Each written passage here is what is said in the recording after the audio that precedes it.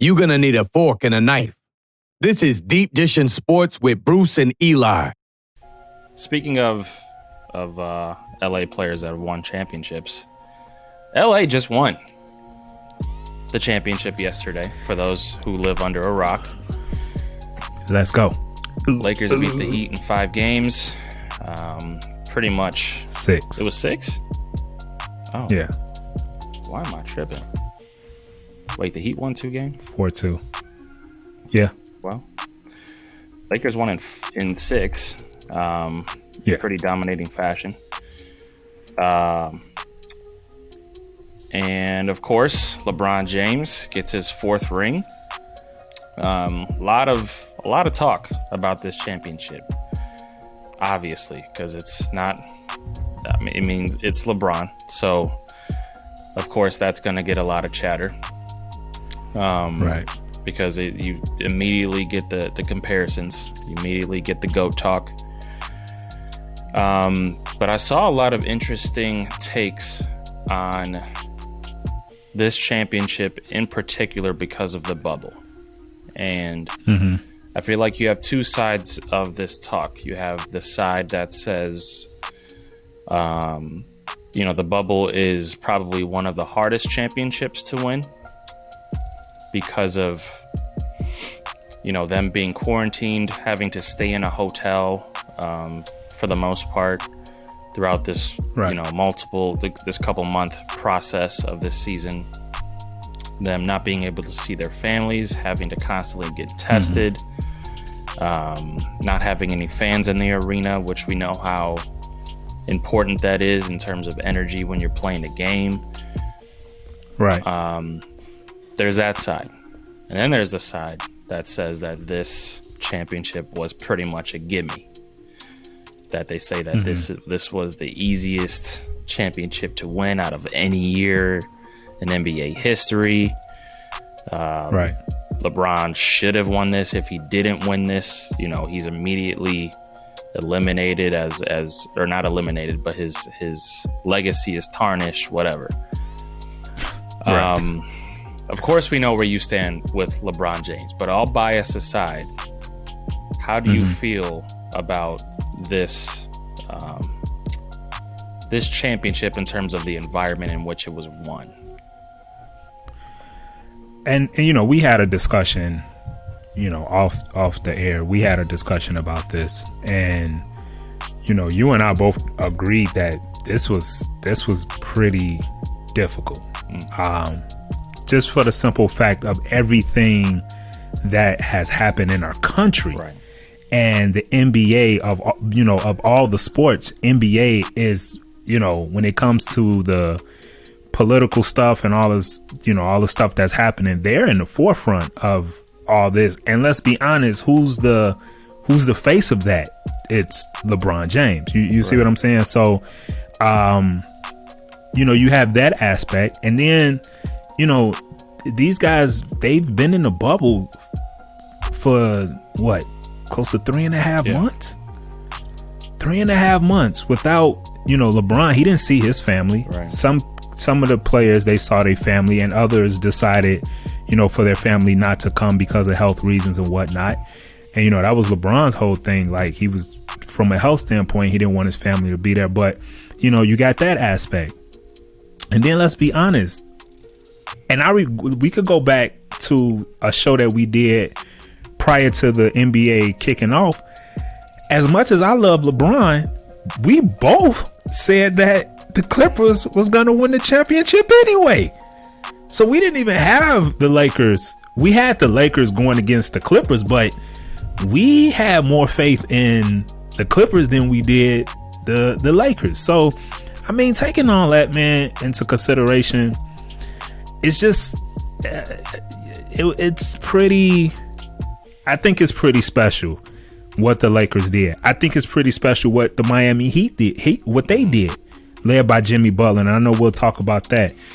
And as I stated, when we was having this conversation off the air, any team, any organization that's winning a championship, I believe, was it Dallas Stars that won hockey? I'm not on my hockey game right now. That was Tampa Bay.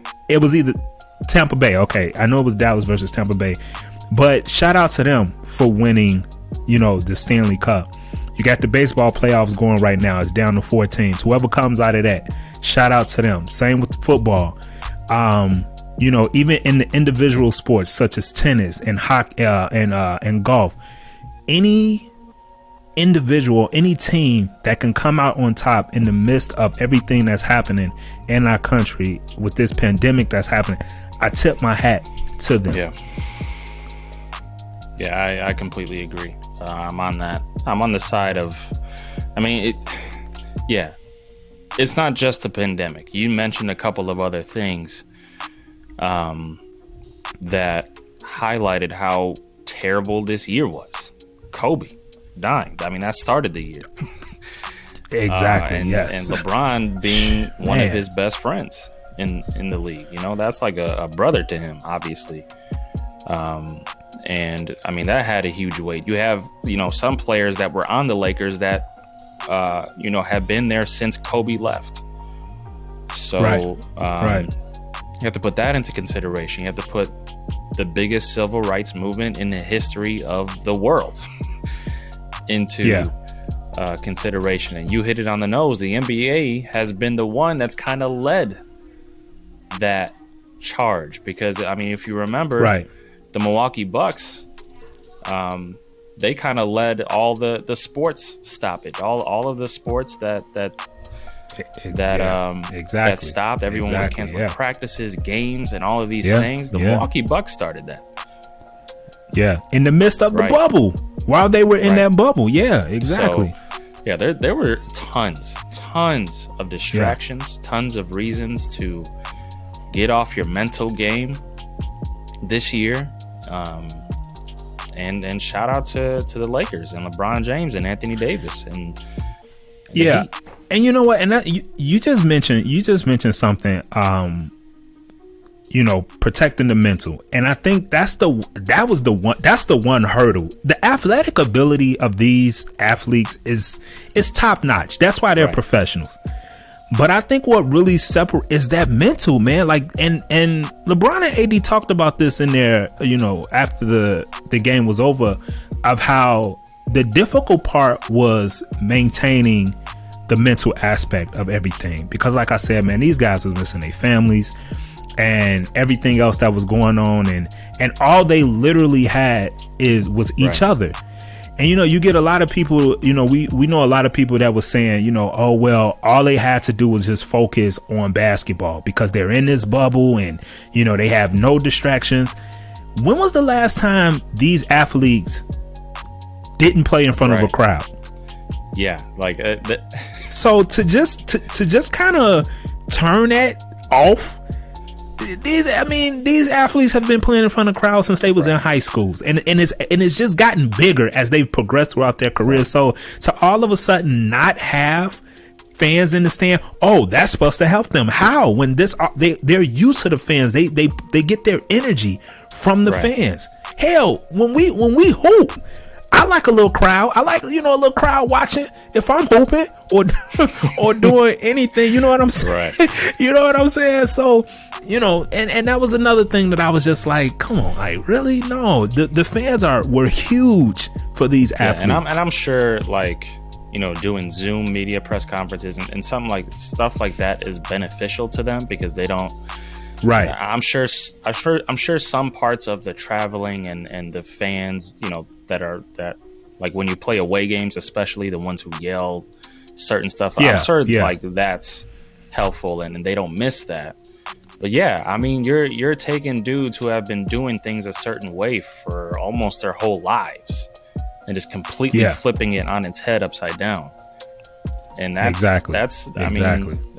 Some people are good with adapting to change, and some people aren't. So and I feel like you saw some of that in this, especially this year in the NBA with some players. But LA Clippers. That's one of them. Paul George. That's one of them.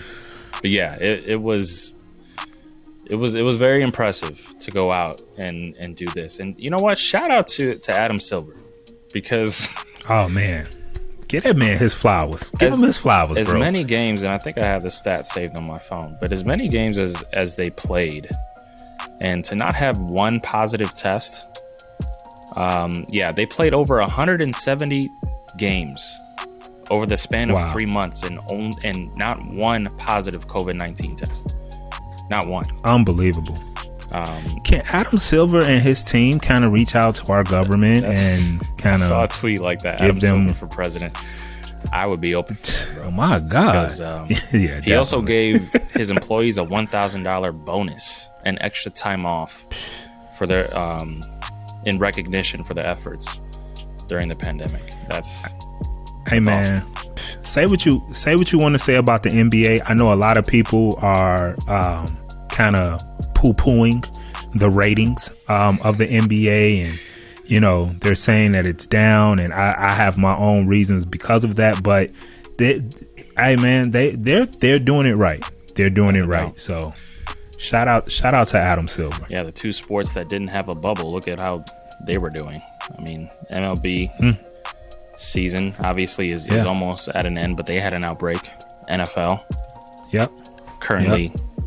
Dealing with a couple of outbreaks, so and ratings across sports period is down right now, and like I said, I have my reasons because of that. I don't want to get into it right now, but ratings is just across the board is down. So it's not just the NBA thing, it's not just the NFL thing, it's just across. Like hockey was down, it's a different time that we live in, man.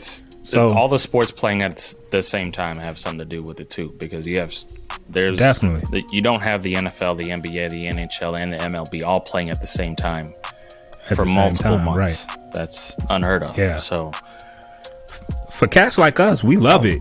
I love it. I love the fact that we could finish this show. We can finish this show, and I can catch the rest of the Dodgers and Atlanta game that's happening right now. You know what I'm saying? Like, that's dope. And then we got a football game that's coming on tonight. Right. So, man, that's I'm happy as a sports fan. Yeah, my wife's not, but I am.